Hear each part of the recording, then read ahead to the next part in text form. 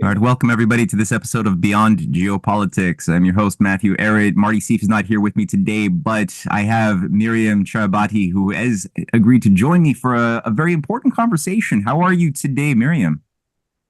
I'm good. I'm good, Matt. How are you? Thank you very much for having me. Thank you for everybody watching. Yeah, I'm doing well, and I'm very excited to have this conversation because well, our mutual friend Vanessa encouraged me to read your newest essay published on UK Column, which I did, and I found it was so timely. The title of your article is "Islam is not the enemy of Christianity: an Arab Christian perspective." Now, I think that right now I'm seeing it. I have a lot of my audience, a lot of my friends are Christian conservative mindset in their worldview, and generally so am I.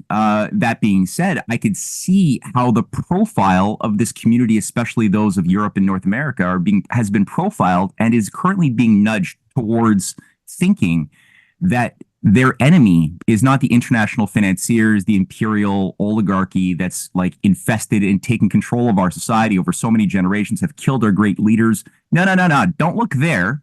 Don't look at the intelligence agencies that did those things. Don't look at 9/11 and who actually did 9/11, because guess what? It was not a guy in a cave. Instead, look at Islam.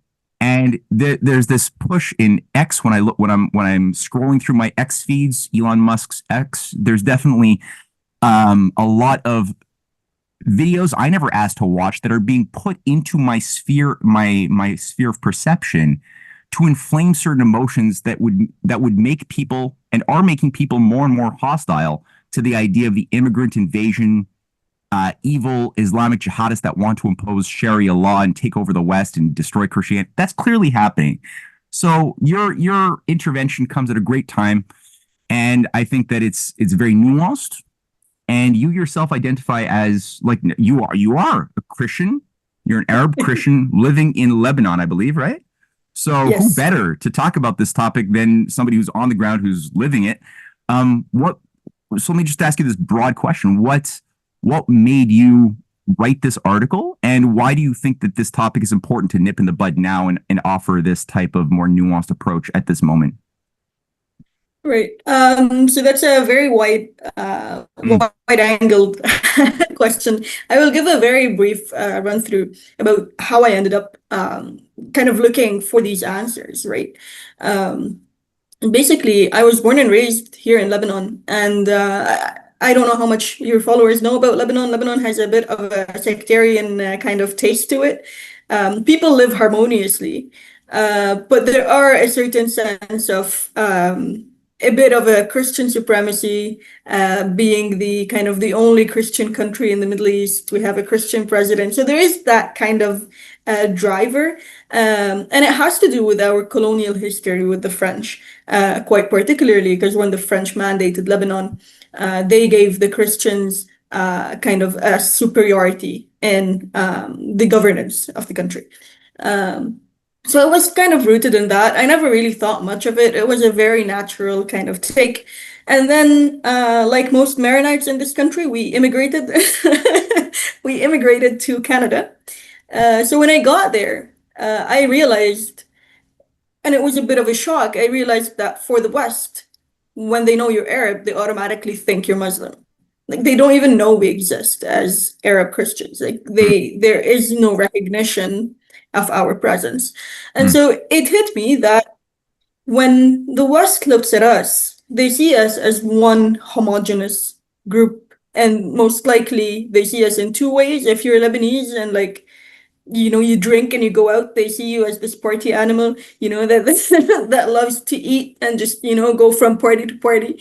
And the other idea is we ride camels and like to bomb things. Like these are like these are kind of the two images that Yeah, exist in people's perception of right. what it means when you say you're Arab.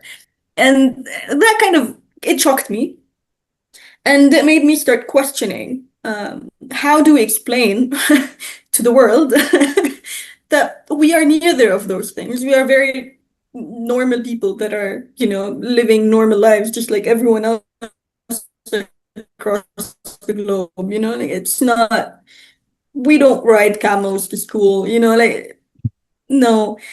So it got me thinking a lot. And then over time, with the rise of the Arab Spring, right, we're talking Egypt, we're talking Tunisia, we're talking Libya, we're talking Syria, we're talking Iraq. Well, Iraq not the first time, the second time, with ISIS, not the American invasion. Right. So this drove me to start realizing that we need to explain that we Arab Christians are equally targeted as anyone else in the Middle East, and that no, the US did not save us. They did not save us in Iraq. They did not save us in Syria. They did not save us in Lebanon. They did not save us in Palestine. Right? Arab Christians have not been saved in any of the countries where the West has pushed an entire rhetoric of going to war to save these minorities. Right? That did not happen. The people that did save us, the people that kept our church bells ringing, that liberated our nuns when they were kidnapped by proxy Takfiri groups, they were actually Muslims, right? And that would pretty much come as a shock to any Westerner. But the truth is that there is an influence similar to the Zionist influence within Judaism. There is a similar influence in Christianity and a similar influence in Islam, right? Where you alter, you keep a name, but you alter the entire dynamic and you turn a group into a kind of a proxy operational manifesto, right? And that in Islam created the Takfiri wing. And yes, it did not come from nothing. It came from a tribe, the Wahhabists. It came from a tribe that was not very much actually liked by the rest of the Muslims in the region. They were considered very aggressive. They were considered very brutal.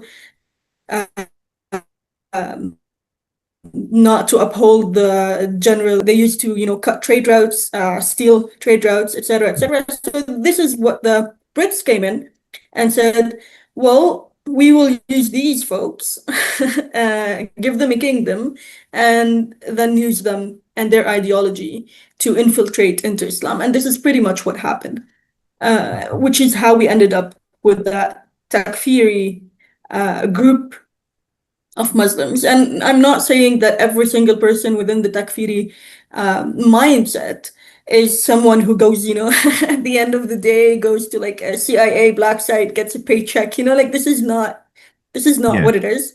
When we talk about infiltration, we do talk about certain operatives. Like now we have Al-Julani in Syria, rebranded as Ahmad Shara, but he was trained in Camp Buka in Iraq. It's a US prison in Iraq, and he was trained there, and he was tied to Al-Qaeda, and he created the Al-Qaeda wing in Syria, which was Jabhat al-Nusra. And then from Jabhat al-Nusra, he cut off and rebranded himself as HTS, Hayat Tahrir Sham. And then from HTS, he became, president of Syria just because he called himself that, without any real legitimate anything really. There is no legitimacy to his taking the presidency. So basically, we can see a pattern when we talk about Takfiri groups. We can see a pattern that links us to CIA black sites. And they're usually most often prisons that ran in one of those countries, in Libya, in Iraq, in those very chaotic countries where they have certain influence. They have established these locations. So there is that version of Islam, right? And this is the version of Islam that has been Hollywoodized. And it they're the bad guys, the bad guys. And this has been done long. Exactly. And they're always like those people that don't know what they're doing. They don't understand anything except, killing. And, when they see a white person, all they want to do, it's either, kidnap them and rape them or kill them. Like these are the only options like they think about as human beings all the time, 24/7, like no other interest. They don't eat.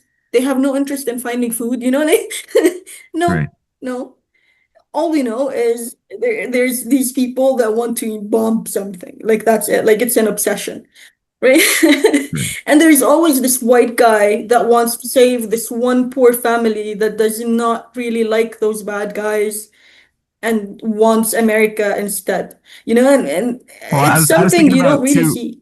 I was thinking about too, like thinking about the movie Black Hawk Down and how these like this one white guy or these like several white guys can usually kill like 190 Takfiri like militia members before they actually get killed. Like but these like ignorant Muslim killers, these zombies can't seem to shoot a gun. Like they're just disposable sort of Yeah. things that you're And they supposed own to the feel land. disdain for, huh?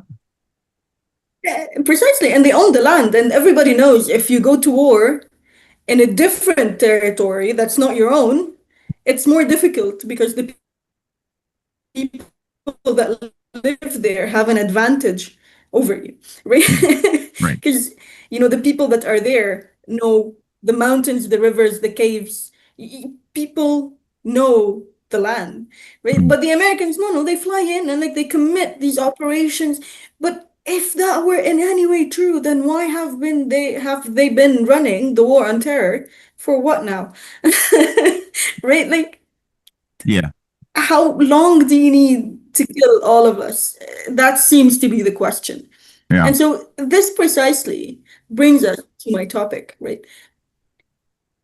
The US has not really been fighting ISIS, right? The people that fought ISIS in Iraq were predominantly the Popular Mobilization Forces, and they're the people of Iraq.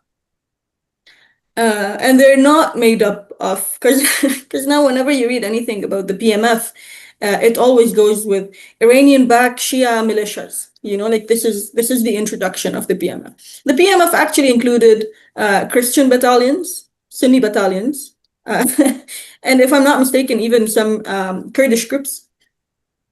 But basically, what it was people who lived in this region where ISIS was infiltrating, bombing, creating chaos.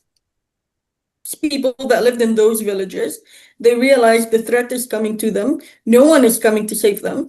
They have two options. They either arm themselves, train, and defend their own territories, or they end up like the village before them. These are the only two options. So people actually got trained and joined these battalions, and over time they realized that the only people that will consolidate this power is themselves, is this group agreement that we need to maintain that peace. And to do so, we need to ensure that we can continue to suppress all those Takfiri cells. At the same time, what were the Americans doing? They were Jake Sullivan was sending emails saying Al Qaeda is on our side in Syria. What was happening in Iraq? right. If this is what was happening in Syria, what happened in Iraq? Obama said something similar too, right? Yeah, Obama also said that ISIS is going to become an asset for the United States. pretty much. Yeah. When we look at it that way, it breaks that idea that Islam is evil, uncivilized. Christianity is the only civilization that can save humanity, right? Because this is what it's drawn like. And that's really funny because we were talking just before we started recording. I was telling you it's the idea that we're launching now a kind of like we're facing that launch of a new crusade, right? The crusade to save the Christians worldwide. They want to save the Christians in Syria. You brought Al Qaeda. The Christians were safe in Syria. We were the safest in Syria for decades. You brought Al Qaeda, right? So you can't be the savior when you're the problem. Now they look at Nigeria and we have to save the Christians in Nigeria. In Nigeria, the majority of the people getting killed are actually Muslims. You're actually taking advantage of the Nigerian Christians' tragedy to launch a new crusade. And then you have the whole thing with Hamas, Hezbollah, like this terrorizing rhetoric. And you look at Palestine, you look at Lebanon, you look at Iraq, our churches are full. Our churches are full, right? If Hamas wanted to eradicate Christianity, there wouldn't be two churches in Gaza. They've been in Gaza for centuries. They would have been eradicated the moment that Hamas took over Gaza, right? Hmm. Same thing in Iraq. The churches in Mosul that have just been repaired now and fixed up and back to use. Why were they allowed to renovate them Yeah. if these Iranian-backed Shia militias wanted to eradicate Christianity? Yeah. No, I think What, that were that's, they American soldiers standing on the ground and saying, "We will renovate," like yeah, yeah. no, No, I it's the think that Muslims that's that such a defended good, our churches.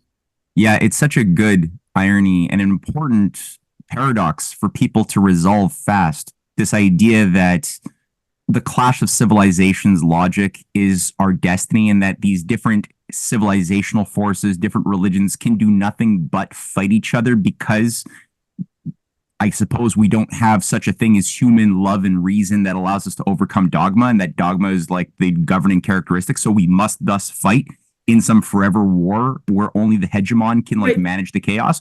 That formula has been so inserted into our psyche that we are so many people are incapable of just receiving the evidence that you just pointed out of how that's just not the case. Not only have churches, Christian churches, survived very well where they should have been completely wiped out if that were true in regions that are dominated by Muslims, but also that Christians and Muslims and different factions of different groups have worked together to fight the very plague of Takfirism and Islamicism that has been the spawn Yeah. not of the Islam, but rather it was the spawn. It was organized, as social engineered by the British Empire, by the various imperial factions that have influenced and shaped the Middle East, Precisely. including the CIA, including the USA. And you brought up an example of one of the most sacred churches, the Holy Sepulchre, the Church of the Holy Sepulchre, which I didn't know Right. this until I read your article, actually is protected by two Muslims. Two Muslim families have been assigned the role of being the protectors of the church, to open the doors, to close the doors, and to oversee the proceedings. And that's been the case for how long? I mean, how did this come to be? So this was basically an attempt to save the Arab Christians in the region, because there was a time when Western Christians pretty much took over Jerusalem, right? Hmm. And that was at some point during the Crusade. And so the Arab Christians were pushed away. We don't have a place in Jerusalem except that church, pretty much. The rest is directly managed by either Vatican, right? Or other Orthodox churches. The Arab Orthodox Church kind of vanished over time to a large degree. There are remnants of it within the Greek Orthodox, within the Syriacs, etc., etc. We remained present, but within like larger umbrellas.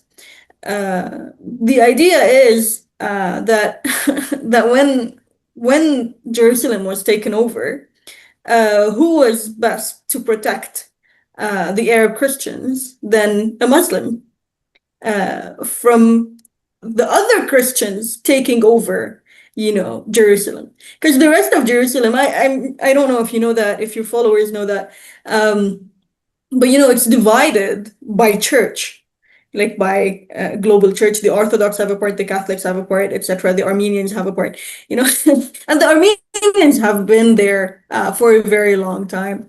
But the Westerners kind of came in, the Byzantine came in, these empires kind of came in and took over these sections. And then after the British took over, they were divided into like this global city, which is where the idea of globalizing Jerusalem kind of came from.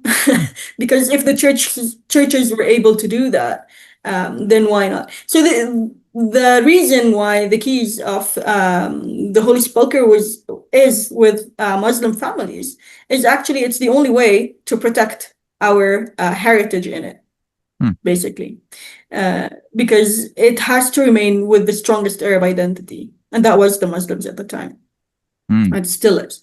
And they've been very loyal to that. actually. And Tommy Robinson did this very stupid thing, and he said when he was faced by Hala Jabir, and that part is also in the article. When he Mhm. was faced by Hala Jabir and told that the keys of that church are with Muslim families, his response was, if Hamas gets to them, they will kill them because there are good Muslims and bad Muslims, right? The secular Muslims and the non-secular. Actually, shockingly, Mr. Tommy, these are just Palestinians. They're just Muslims. Like Hamas has no interest in reaching those families and killing them. No faction, no resistance faction has any interest in killing this family for protecting the Christians. In fact, in 2008, there are images of Hamas fighters standing in front of the church when one Takfiri group in Gaza threatened to bomb it during Christmas. And this is something you can just Google and it will pop up. This history of the region has been hidden under a myth, and that myth is the Crusader myth. Mm. And funny enough, and this is particularly what we were talking about, the term Crusader did not emerge in history until the 18th century. The last Crusade stronghold, I think, was taken over somewhere around 1291, if I'm not mistaken. It was, yeah, it was somewhere around late 1200s. So basically, that's a few centuries later, maybe 6, 7 centuries after the end of the Crusader Wars. So when we look at the fact that the term only emerged in the 18th century, we have to ask, then what was the term that was used before? Well, before, the West considered it either pilgrimage, either a pilgrimage. Sometimes it was referred to as the Holy War. Sometimes it was kind of referred to as some form of like trip to the region for whatever reason.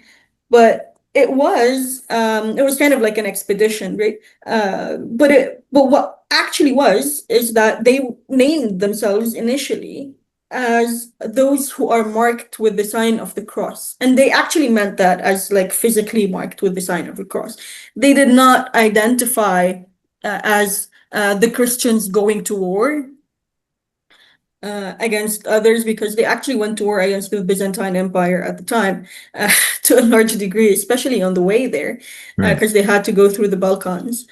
Um, Yeah, and second of all, yeah, in the history, that's a big irony too, right? That most of the, or not most, but so many of the victims of those Western Crusaders were actually Christians, yeah, Eastern Christians, and people think that it was all about Christians versus Muslims, but it was actually so many Orthodox Christians yeah, were killed along the way to make those things happen.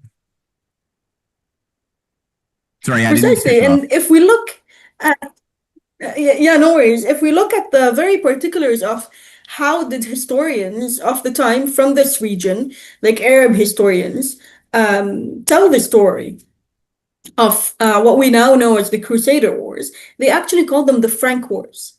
Hmm. They called them the Frank Wars for a very particular reason, and the purpose of that was to distinguish those Western settler colonials from the Christians of the region. Hmm. They were not one and the same.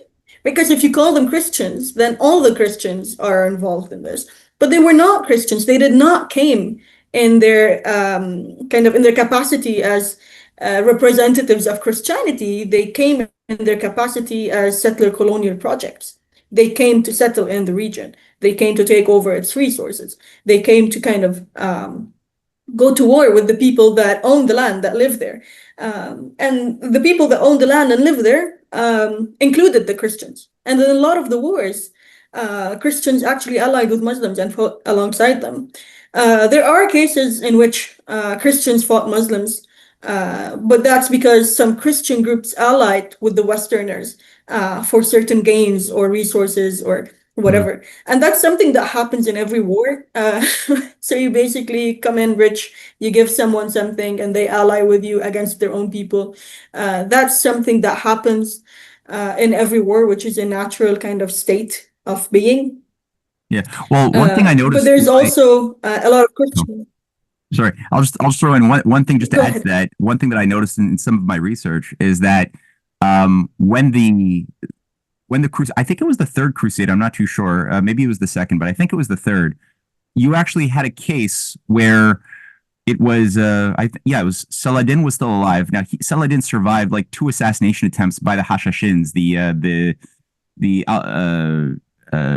Nizarius Males under Yeah. the old man in the mountain. He survived two assassination attempts, but he also forced confession out of one of the assassins who admitted that they were hired by Richard the Lionhearted, Christian Richard the Lionheart, to assassinate one of the Christian Crusader kings who was trying to work out a peace deal with Saladin earlier on. And that's actually a big point of embarrassment for those who try to like maintain this idea that there's like this absolute like war between Christians and Muslims. It's like, no, you actually had collusion between these Templar sects that were working with the Hashashins in jointly killing Christians and Muslims that were trying to like come to some form of peaceful outcome and put these wars to bed. And that's on the public record. Like that's on the historical record. Sorry, I just wanted to throw that in because what you're just saying kind of reminded me of that type of collusion. Yeah, and we've seen that. We've seen that lately. They assassinated martyr Sayyid Hassan Nasrallah. They assassinated Ismail Haniyeh. These are all negotiators that were going for peace. They were actually going towards signing some agreement, and they were assassinated just before that happened. And this is pretty much rooted in Western history's approach of the region. Mm. And there were also inter-disagreements within the campaigns. Not all the campaigns came for the same reason. In fact, the first campaign was an accident. It was not supposed to happen when it did happen. The idea was Pope Urban gave that big speech, about the need to go for the Crusades. But at the time, France and its vicinity, they were going through a very tough economic situation, right? The weather wasn't helping with the crops. There wasn't enough food. There wasn't enough anything. So it was easy for people to say, this is a sign from God. It's a sign that we shouldn't stay on this land. We should go towards, to fight for truth or whatever. And they did that. And it was mostly the first campaign. It was mostly poor people that were driven by myth, to do this great thing that they were told if they did it, they would kind of get closer to heaven or whatever. And so basically, it was a big mistake. The elites at the time wanted these people to give more money so that, the military can prepare itself better to go on a campaign. But what ended up happening is that people had nothing to lose and they went much earlier. And without the military campaign. So it Right. was the second campaign, and there was a lot of purges that happened in the first campaign. Well, the first campaign was one of the bloodiest in the Balkans, and that Mm. was because it was unplanned. They didn't plan for the coming winter. They didn't Yeah. take enough food with them. They didn't Yeah, I take know. enough clothing. They didn't know I what they heard were doing. most of them died of like starvation and lack of Pretty much, preparation on the long road just to get to the location. And yeah, no, it was a pretty disaster. much. Yeah. Pretty much. And this happens in a very specific condition. This is not because they're ignorant. See, a lot of the translation now comes, oh, at the time people were ignorant. No. The problem was not ignorance. The problem was they were in a very critical economic condition. The elite had a plan to exploit resources of someone else. So the elites put forward the plan. The plan didn't go as they planned it. And that's when people went. And so the critical condition here, I think it's worth asking, is there a critical condition in the West today? Is there a critical economic condition in the West today that is driving people towards decision, one or another, to exploit someone else's resources under whatever claim? under whatever claim. Because when people are comfortable where they are, they have nothing, they have something to lose. The threshold of people wanting to go to war diminishes, right?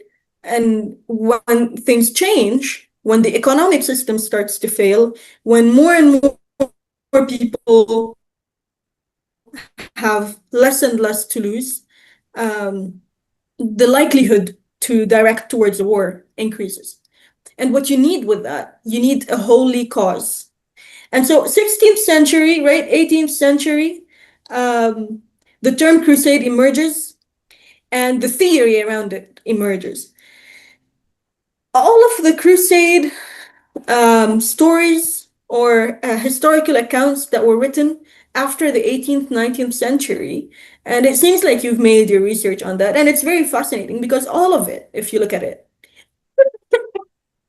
sorry, it emerges and discusses something very specific. It talks about the military structures and how the war went down, but it does not talk about the socioeconomic and political situations surrounding those wars, right? It kind of isolates it to turn it into some sort of this mysterious, great, glorifying story, and most people don't know how the Crusades ended.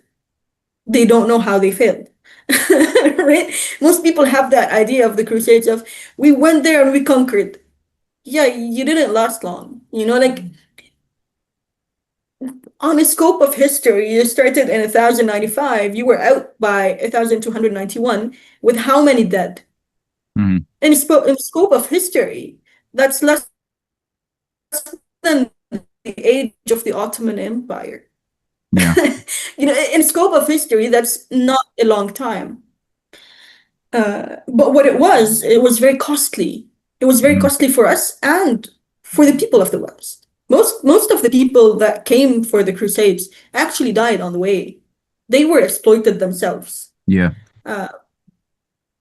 And so it's worth asking now, are people being driven by that image of glory that no longer exists? It never existed. But those nationalistic kind of anthems, the images of the Crusades, the way they're painted, even to the extent of my knowledge in the US and Europe, sometimes people do like this whole kind of playback of the Crusades. Like people actually dress up as crusaders or something, like Oh they yeah. go and do these random it kind of kept that whole glorification of an era alive, and that glorification is so distorted that they think it was against the evil Muslims when it wasn't. It had nothing to do with faith altogether. Actually, Christians were never banned from pilgrimage. Uh, Before the Crusades, the Westerners used to come in pilgrimage to Jerusalem very regularly. And this Mhm. has to do with the fact that in Islam, pilgrimage to holy places is actually mandatory if one is capable of doing so. And so they perceive that if Christians want to do that, then we should allow them because this is something that kind of satisfies God's will from the people, right? And Yeah. so they Well, don't perceive Christianity as the enemy. And there are letters in Saint Catherine in Egypt. In the monastery of Saint Catherine, there's actually a letter with signed by the Prophet, peace be upon him, saying that this church is not to be touched. yeah. Muslims are not allowed, to harm its monks or its people. And so Yeah. this is a real question here. When you look at the West today, that evangelical drive for holy war, what holy war? How many people did you lose fighting endless wars in the Middle East, fighting endless wars in Asia, fighting endless wars in Africa? What are you doing? Let alone how many Christians did you kill? How many Christians did you make their lives so much more difficult? How many takfirs did you bring into the world? And now it's kind of firing back in Europe. It's Mhm. firing back in Europe. That rise of extremism is the result of you creating a monster somewhere, right? The Yeah. monster is going to come back. Well, that's what frustrates me so much because you hear people complaining about the weaponized immigration, which, yeah, sure, absolutely. Weaponized immigration is terrible, and we've seen bad behavior, terrible behavior from a number of foreigners coming into Western countries. That's true. But then the short-sightedness and the reflexivity of wanting to immediately revive a crusader myth of like expelling the other and then even going and saving Christians by doing new crusades abroad, which you see the messaging left and right. If you look for it, if people put on their filters and look for It's it, they everywhere. find it everywhere, and they ignore the very provable things that they otherwise generally should know, which is that under Operation Cyclone, against like the CIA has been pouring massive amounts of funding into radicalizing madrasas since the 70s, but it's been going on even before that under different forms under the British Empire Yeah. and the French Empire.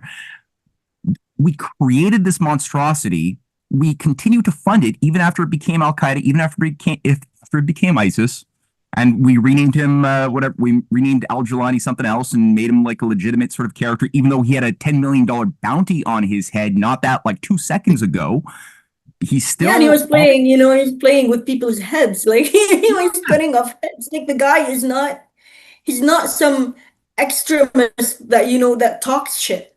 no. Like he's a guy that literally ordered people's heads cut off. He's a doer. He's a doer. Like, He knows yeah, what he's doing. like Yeah, he, it's like, it's scary, and yet people think, okay, despite all of that information, no, it's they ignore that. They ignore the fact that most of these immigrants coming in from Africa, from other countries, wouldn't be coming here if their countries weren't destroyed by military and economic campaigns that we've been running now for decades and decades, consciously destroying any effort for them to industrialize since the 50s, 60s, 70s. Every time there's a nationalist leader that actually has a plan for industrializing Africa or industrializing, you got a Nasser, you got somebody in the Arab world who's trying to actually do something for the people and take economic sovereignty into their hands. They get overthrown by a CIA coup. They get hammered by the IMF and World Bank. And so, of course, their countries are economically incapable of supporting a dignified life. And so, unfortunately, they feel there's no other hope but then to leave and try to like send some money back after, as they're working the jobs that nobody in the West wants to work. So, like these are dynamics that if we think about them causally, we can act in a competent way to begin to heal and to fix it.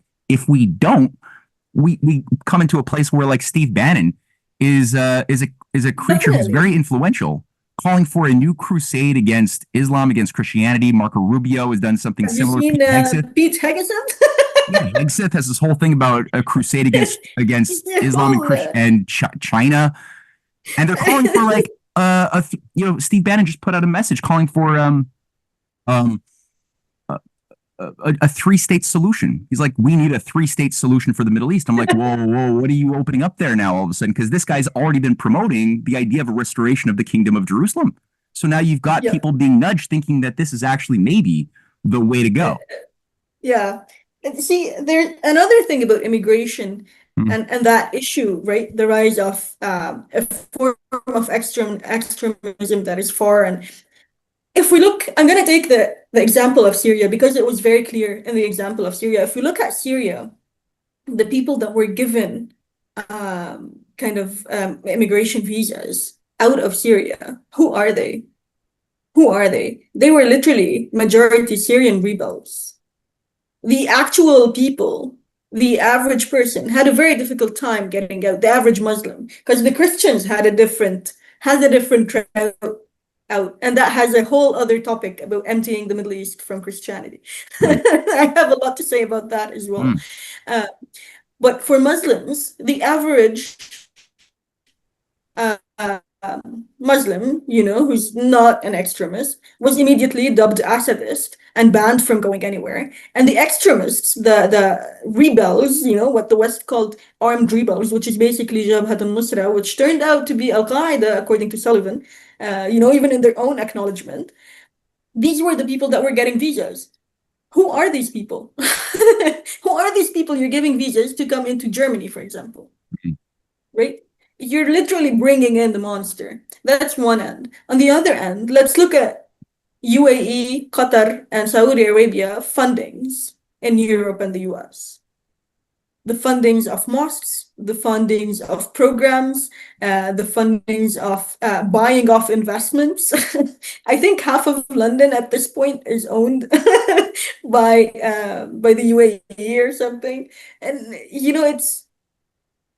it's very important when we talk about the return of, and it's funny they call it the return. It's literally the first time. It's no return. Islam never took over Europe in the way they're imagining it took over Europe. People walking around bombing things. That was not the case.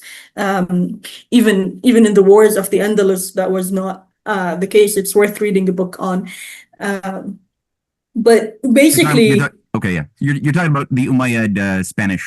I'm talking about the expansion into Europe, because that's the only time actually Islam expanded into Europe, right? And a lot of people have that image of it being this most brutal thing, when on the ground it was not precisely how it was written to be. And so people now talk about the return of Islam to Europe, and it's not a return of Islam to Europe. You're bringing in extremists. You're accepting money from the extremists that are funding them, which are puppet states for you. You know exactly who the UAE is. You know exactly who Saudi Arabia is. You know exactly who Qatar is. You've literally been telling them to fund and run these operations for you across the Middle East and Africa. So when you have something to say about extremism, don't target Islam. Have some self-respect. Look at your government and ask, why have we been funding extremists? Right? These are Takfirists. They have nothing to do with Islam. Just as much as the Crusades had nothing to do with Christianity. People were selling land in heaven, for God's sake. Like, where's the Christianity in that?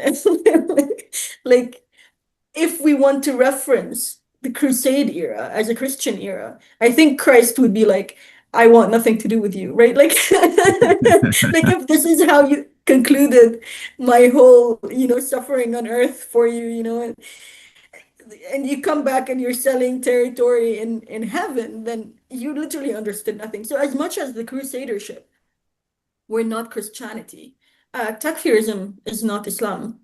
And no, resistance movements in the Middle East are not Takfiri groups. They're not. They're simply not. They actually liberated our churches, liberated our nuns, liberated our people. If you go around the Christian neighborhoods that were liberated, well, not now, before the fall of Damascus, at least, the Christian towns that were liberated by Hezbollah, you would literally find a picture of Sayyid Hassan in every home. And that was a known thing. Like, it's not a secret that I'm putting out. It's a generally known fact. Yeah, he was a respected anti-imperialist who is principally an anti-imperialist in the minds of those Christians who had his picture out of respect in their homes. Pretty much.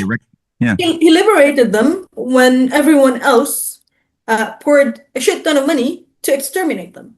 Yeah. Where was the church then? Yeah. Did they not want to liberate Christians at the time? Was that okay?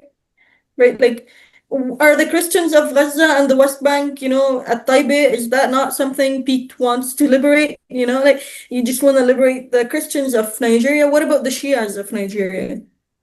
What about the Muslims of Nigeria? What? It's okay for those to be killed by the same Takfiri groups you're funding? Is that your version of Christianity?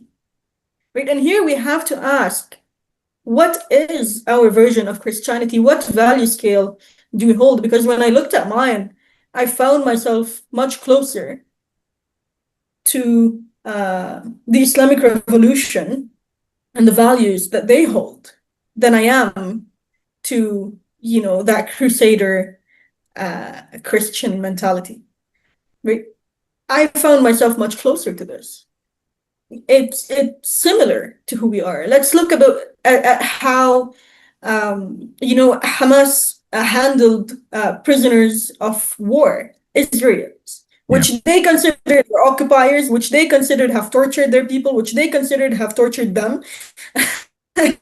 They kidnapped them, and they came out starving because all of Gaza was starving. But that's about it. They ate more than the rest of the Gazans did. Yeah, that's about it. Let's look about how that's not your rhetoric. That's Palestinian prisoners. That's not just your rhetoric. That's the testimony of many of those prisoners who were released and gave press conferences and gave their testimonials Before when they. Hasbar got to them. That's Yeah, yeah, yeah. Then sometimes something happened, but no, that's a great point. yeah, Maybe. there's the whole Hasbar rhetoric that kind of moves forward. But if you look at the exchange itself, Hmm, if you look at, there's one video where a Hamas fighter is telling the other guy, listen, we don't have a problem with you. We acknowledge your right to life, but we acknowledge your right to life outside of our land, outside of our homes, outside of our territory. You are safe outside of our land. You are safe not as occupiers, you are safe as people. Right? yeah, And so it draws a very clear distinction.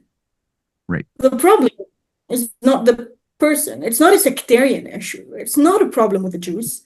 It's a problem with an occupier. Yeah, I don't see how this can be any clearer.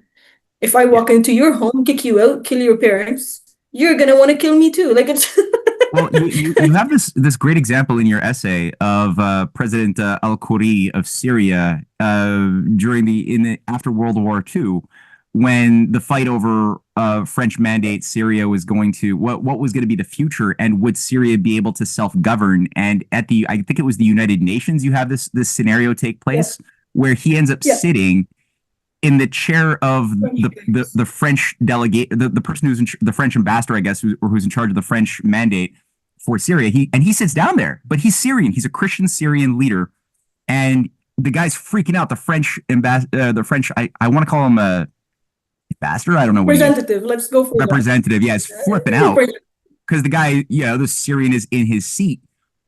And then al-Khoury says, well, hey, you're this pissed off that I've been sitting in your chair for 5 minutes. Imagine how we've been feeling that you've been sitting in our homeland for 30 years. That's Yeah, a great poetic example there. pretty much. And because it's true, right? And this comes to show that, that's a Christian leader. That's the Mhm. Christian Arab leader. See, in the initial Arab mentality before the sectarianization of the region, to serve Western interests and pit everybody against everybody else.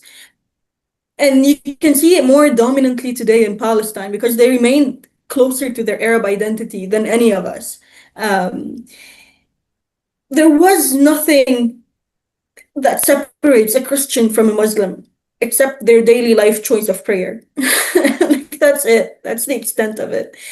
So when Khoury was approached by the French when they were, dividing the region, and he said, we're here to save the Christians of the region. What did he do? He went to the Umayyad mosque. He stood on the pulpit and said, La ilaha illallah. If the French want to come and save the Christians, then I will say La ilaha illallah, which is what, Muslims say in their shahada. And and I will stand with my Muslim brothers. And it wasn't about religion. It was about saying, if you're seeing Christianity as traitors, then we are not traitors and we will not be traitors. Right? Because the idea was to separate Christians from the Muslims and to kind of reemerge that rhetoric of Christianity being the civilized and Islam being the backwards. Right? So they came to the Christians to say, come, we will save you. And what did he say? He's like, no, I'm Arab. Mm. No, we're not going to be traitors and accept colonization and like put everyone else, shove them under the bus. No, we're Arab. And if that's your image of what Christianity is, then we're going to be Muslim. Right? And so that's pretty much where a lot of the Christians stood for a very long time in the region.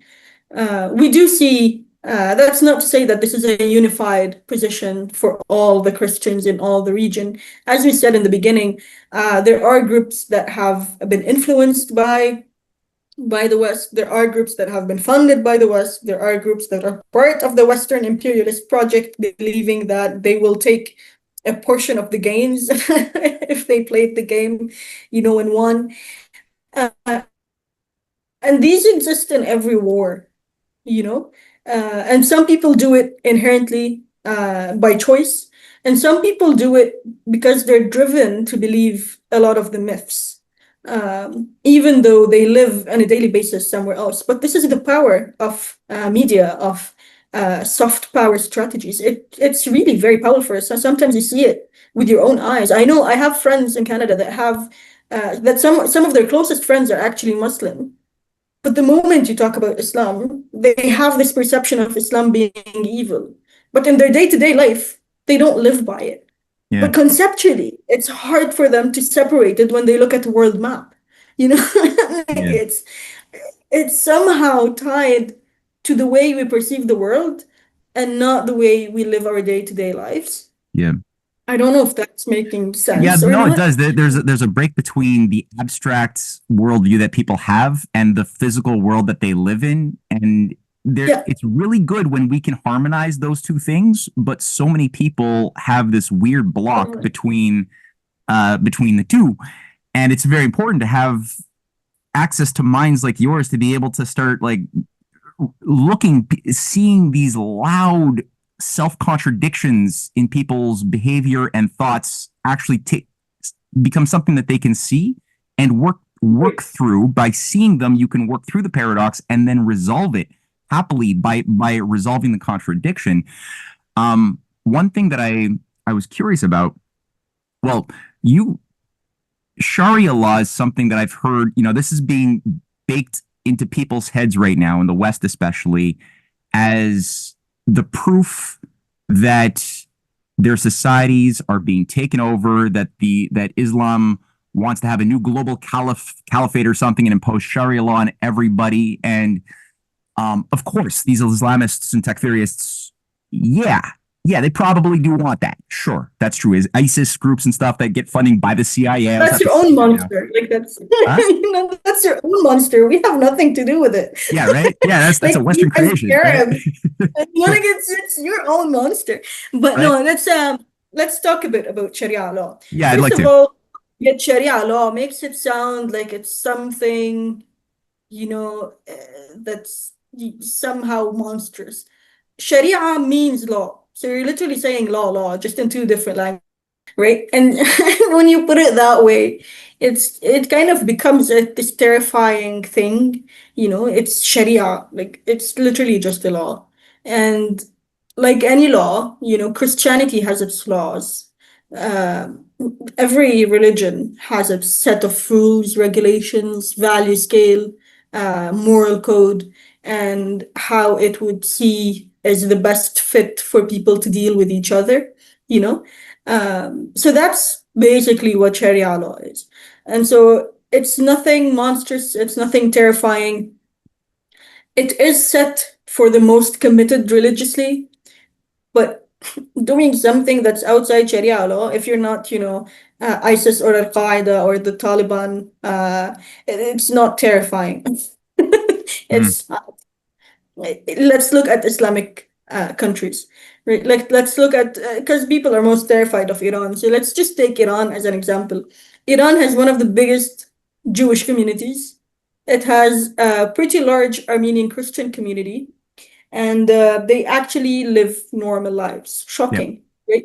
Uh, most Iranians are in fact secular. A lot of them don't uh, necessarily feel committed Islamically, right? And that's perfectly fine. I haven't seen anyone's head get cut off because, they aren't 100% committed. Uh, Iran's law does not negate, as a country, it does not negate Sharia law. It does not. It does not go against Sharia law in any way, shape, or form. In fact, within Sharia, there is room for functionality. There is room for diversity. There is room for other faiths. There is room for a lot of things. What there isn't room for is the same things that there isn't room for in, democratic laws, like killing someone, stealing something. There isn't room for that. But there also isn't room for that utter freedom that was sold in the West. Yeah. And that's the difference. And to be honest, a lot of the people, especially if you're Christian and you're a faithful Christian, like you're actually a believer, um, you don't believe in utter freedom either. You believe you have it in a sense, but the moment you choose to live in a society, you actually have nothing called utter freedom. You actually have to adhere to the functionality of that society. So the difference is just as much with Sharia law as it is with more conservative countries. So if we look at Hungary, uh, do they have Sharia law? Because technically, to a large degree, they would be similar, I imagine. It's a more conservative version of the legal system. Right. It upholds its own values. It has room for a lot of diversity. It all depends on the extremism it exists in.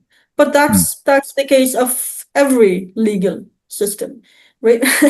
So Yeah. if we're going to look at all the problems within legal systems, I think the best thing to do is to start looking at how in liberal democracies, the legal system has been made in such a way that the lawyers have to find the loopholes to be able to keep their jobs. It's Right. made and it's lived off of the loopholes it creates and it has within itself. And so when we look at the world from that perception, Sharia law becomes much less terrifying as this creepy thing being brought in and Yeah. thrown. Yeah, there's this idea that women will have to all be forced by law to be covered head to toe and not be allowed to work or to be seen outside of the household. Like Yeah, all I'm these. that's what I was saying. It's Yeah. first of all, there are cultures wherein this is the perception that a woman finds herself allied with or like within or existing within. So that's not my business. But let's look at Islamic countries. Give me one Islamic country where the US hasn't influenced the extremism where this exists. Good point. Where? Where does this exist? Let's look at the Yeah, history of where Europe. would it, you're asking like where has it organically emerged unto itself without foreign As a whole, influence? Yeah. exactly. And I'm Right. talking as a whole country, because you would Right. see tribes in a certain place or, as some group, but this has to do with the extent of commitment. Do I go to a monastery and ask the nuns why are they veiled? Like, you're going to the monastery, they're gonna Right. be, it's your choice. Right. Good You point. don't do that. And so when we look at it, when we talk about that, we have to talk about countries, Mm. entire countries that have all of the diversity. Look at Iran. The secular Iranians really, actually, funny enough, most of the engineers, I think, in Iran are women. Women are actually mechanics, car mechanics. You would find them building bridges. You would find them in politics. You would find Iranian women in every Yeah. field. Women Uh, are extremely empowered. Every time I speak to Press TV, the host of whatever show I'm speaking to, 80% of the they're time is a usually woman. women. Uh, like, Yeah, yeah, and you really and I'm talking really go to any Islamic resistance movement. yeah, Um, it's all the same. If you walk around Dahi, which is considered Hezbollah's stronghold, which is like this terrifying place for some people, where I don't know, they think we go to Dahi to build missiles, like overground or something. I'm not sure what people think people do in Dahi. But if you go to Dahi, you will literally find um, more people not veiled than veiled. mm, And that's the, nobody forces anyone to do anything. You can go to Sur, you will find people sitting on the beach, women, men, and then you will find a veiled woman passing by, going to some store. There is nowhere where people are literally forced to wear the hijab, except in very religious places. And that exists in Christianity as well. Some right. of the oldest monasteries right here in the country, if I go in wearing shorts and a shirt, they will fucking kick me out. Yeah. I went to Rome. I went to They're Rome with gonna my be. wife a few months ago, and a There number you of go. churches there had big signs saying, "If you're showing your cleavage, you're not welcome here." Oh, yeah, exactly. Yeah, it's a thing that's true. No, it's a good point, and the differentiation between freedom and license is an important one that I think we used to not take for granted so much, and it's we've become more confused today, where people think, oh, because I have the freedom to walk around naked in front of children, that means that I'm in a free society. It's like, wait a minute, maybe you've gone too far. Maybe that's actually Yeah, not freedom. Maybe that's actually tied to some perversity that you have that you haven't dealt with, and you should probably see pretty a much. psychiatrist. Pretty much. And you're infringing on the right of the child not to look at you running naked. You know, like Right? Like, where does it end? right, exactly. And so Yeah. if the question is the extent of freedom, I would challenge Mm, anyone to go to an Orthodox priest and say, can I do X, Y, Z in your extreme freedom versions? right. And the answer is going to be no. In fact, if you go to an Orthodox priest and you say, is getting drunk something accepted in Orthodoxy? The answer is no. That Mm, doesn't mean they go around killing everyone that gets drunk. right. Right. But in Orthodoxy, if you are a committed Orthodox, no. Getting drunk is not something Christianity supports. That doesn't mean that drinking alcohol is something Christianity opposes. It means getting drunk is something we don't accept because it has to do with our ability. Anything that alters a person's ability to consciously make the best decision to their ability, Mm, right? This is something that's not welcome because it's considered you're bringing in something toxic into your body, etc., etc. And so it depends on how committed you are in Christianity, because that's a very wide, that's a very wide scale of commitment. If we're gonna go, if you're bringing me the extreme, I'm gonna bring you the extreme in parallel, and you're gonna come to the realization there is no difference. Right? If you're bringing me the more liberal, the more secular, the more progressive, you're gonna see it's just the law. yeah. It's the law. It can change over time, and it does. People judged Iran for a long time by its early laws after the revolution. But after every revolution, it takes somewhere about 20 to 30 years to establish a law that fits the majority of the people. And I mean here a law that fits the majority of the people on the daily life basis, right? Yeah. And now we're talking about Iran, which is completely sanctioned and had the most difficult time sustaining itself, and it became a regional player. So no, like your judgment doesn't fit place if you're gonna draw a parallel between Iran and the US, which is the imperialist exploiting everyone else's resources. Because let's look at now when the resources are diminishing. Let's look at France. Aren't we seeing conservatism on a rise? Oh yeah. And I don't mean the nice conservative, you know, I mean the extremist conservative, the Yeah. one that, doesn't want anyone that's foreign in their country because they think, and then take out the foreigners from the country, you can't do anything because there is no one to do the jobs that you won't do, right? Yeah. Like it's a give and take. And so extremism can only be faced with another extremism. You cannot bring me progressive system and challenge it with the most extreme version of this other system you're bringing Yeah. in. Well, that's the danger, and I really these sorts of conversations need to happen a lot more often, because when you look at you take this historical perspective. You brought up the example of the 1095 first failed crusader disaster that was made possible by the economic calamity in France and Europe more broadly that resulted in a despair, in a hopelessness that people yearn so badly to get some sense that there's purpose to life, and it was catered to them by those social engineers who saw an advantage to just channeling that rage towards some righteous crusade, which became Precisely. let's reclaim the whole. And you could see examples of how this formula has been reenacted time and again. And I was thinking about the Nazis, and you think about like what made this high civilizational people. The German culture was one of the most beautiful, advanced, powerful cultures in the arts, in music, in science. in aesthetics in the 17th, 18th, 19th centuries.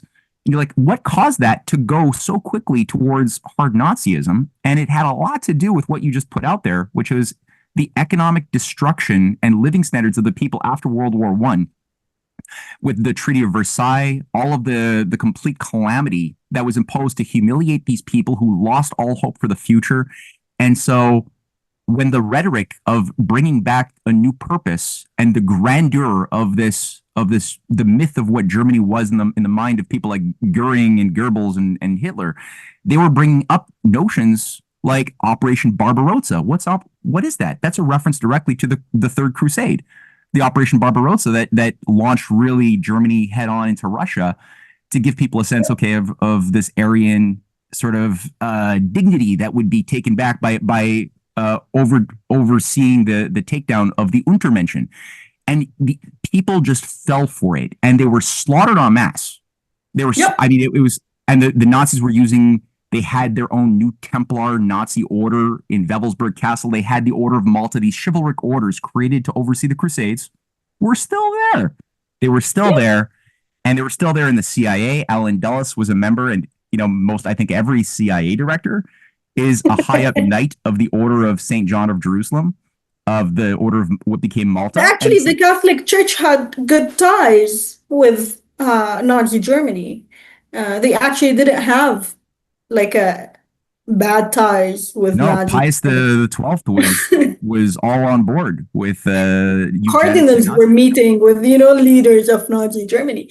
Yeah. So that kind of myth that we are looking at a holy war in the face of evil Islam. You know what the true holy war is that people are facing today? It's against imperialism. Mm-hmm. It's our defense of our own humanity. That's our holy war. And I wrote earlier, a couple of years back, I wrote kind of a letter. It's an essay to Vatican, asking, we are seeing a televised genocide. Why are we not calling for a holy war? Why are we not calling for a holy war, but a real one? One in the face of imperialist powers, one in the face of the lack of humanity, right? One in the face of this war in Gaza is about to eat us all alive in the whole region, the Middle East and Africa, right? Why are we as Christians sitting back and not seeing that there is an actual monster here? It's imperialism, right? And I'm not talking of a holy war in the term of a crusade. I'm talking about, we do have a doctrine in as Catholics about what a holy war is, and it has tough requirements, but the requirements have been achieved. So now the church sitting back silently saying we have to make peace. You don't make peace between an occupier and an occupied. You don't do that. Not when the occupier hasn't asked for forgiveness, hasn't backed off on its project, right? Yeah. You don't do that. One of the rules of forgiveness is pushing your opponent to acknowledge that they have been mistaken. You try to do that. You try to enlighten them time and time and time and time, 7 times, 70 times. That's fine. But then when that all fails, you don't sit and watch an entire people get eradicated, right? Mm. Christ did not sit and watch entire people get eradicated. And this is not a holy war to save Christianity. This is not a holy war to save Christians. It's a holy war to save Christianity, right? Because Christianity did not come for the Christians only.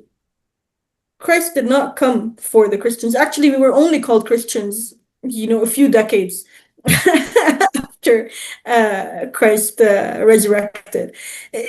Christ came for all of us as human beings, regardless of what anyone believes in, as long as we uphold our basic humanity, right? Our basic commandments of what makes us human and keeps us human. Christ came for everyone. So this would not be a defense of the Christians. This would be a defense of Christianity, a defense of humanity. And what we saw from Vatican is pretty much the opposite.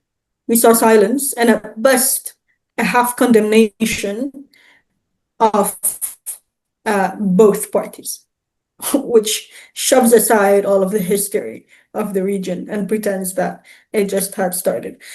So what I'm trying to say, and I wrote that in my latest article, it's really not a defense of Islam.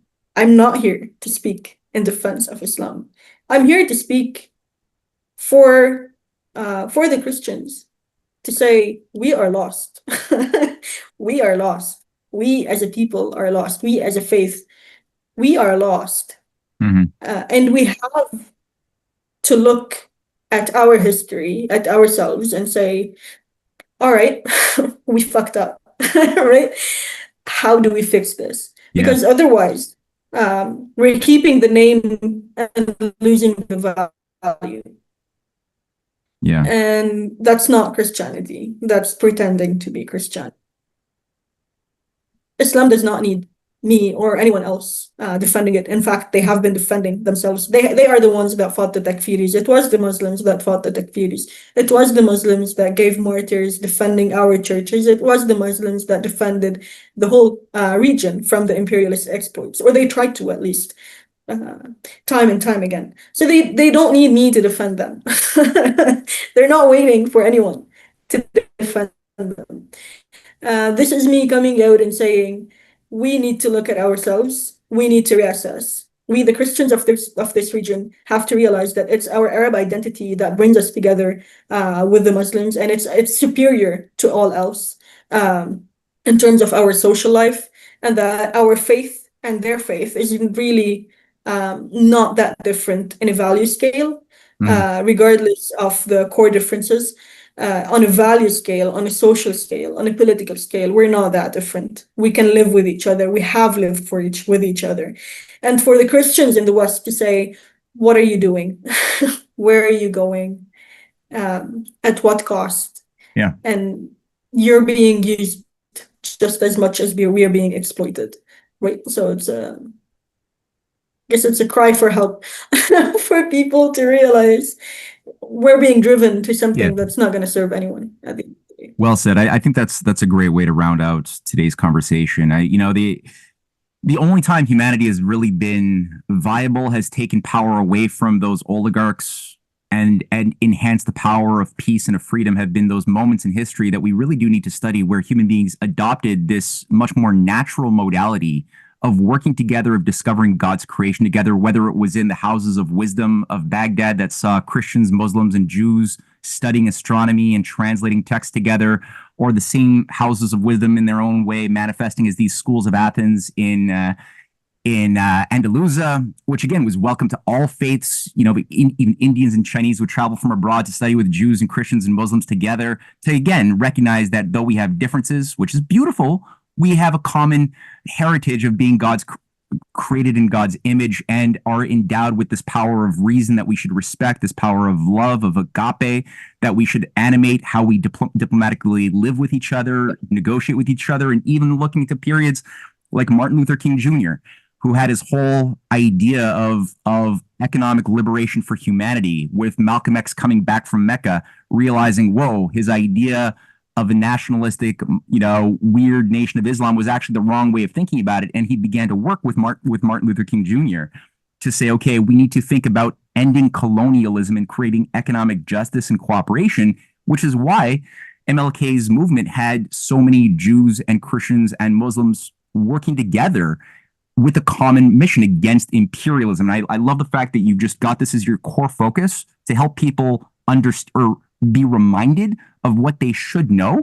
And that's the thing. If we're going to be viable, if Christianity is going to come alive in a serious way that really does follow the real teachings and walk the walk of Christ, who kicked the money changers out of the temple, that's the sort of focus that we need to have all the time, and not get sidetracked by those enemies of humanity who would like to use Christian language or use Muslim or use Jewish language to get people to become their own worst enemy and become instruments of their own doom.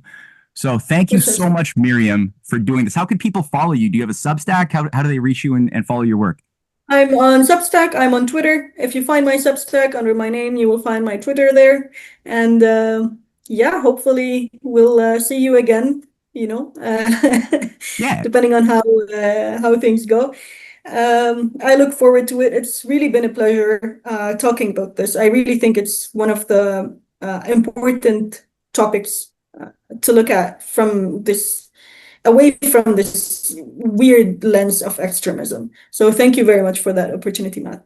Oh, and thank you. And all of your links are going to be in the description box under this video. So I encourage people to go right now, read the article that was the inspiration for today's conversation. That's in the description box. Subscribe to Myriam's Substack and follow her on Twitter. So Myriam, thank you so much. I'll talk to you later.